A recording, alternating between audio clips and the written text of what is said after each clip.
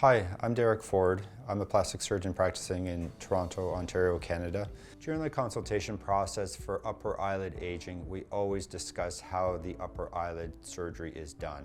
In general, that procedure is done under IV sedation. What that means is that we administer an anesthetic through an intravenous with the aid of an anesthesiologist. This is done in the operating room. When you're in the operating room, some anesthetic eye drops are placed on the eyeball itself, and the protective contact lenses are applied as well for safety. With the eyelids closed, we mark out the area of skin that is in excess using a caliper. The incision is planned to be made in the area where the skin goes from being attached on the lid to loose. And that comes all the way across from the nose, really out to the side where the fold of that skin ends. With the eyes closed, we pinch the skin to ensure that the eyes stay closed and that we're not taking too much skin out. We mark things out with a surgical marker and take a little bit less skin than that for safety.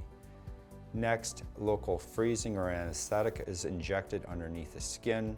The skin is removed. An incision is made through the muscle. We typically don't remove muscle in the upper eyelid, and then we go through something called an orbital septum.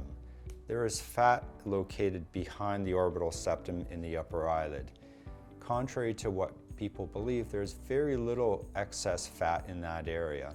So we often do not remove any fat from the upper eyelid, and in fact, sometimes we add fat to that area. The fat is repositioned and redraped because often on one eye versus the other, there is a discrepancy in how that fat sits. And if you just remove the skin on its own, sometimes it will reveal an asymmetry that we didn't notice before.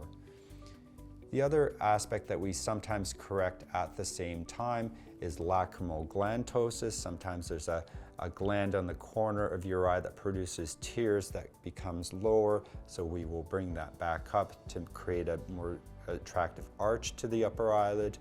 And the other thing we often analyze prior to surgery is whether an individual has something called ptosis.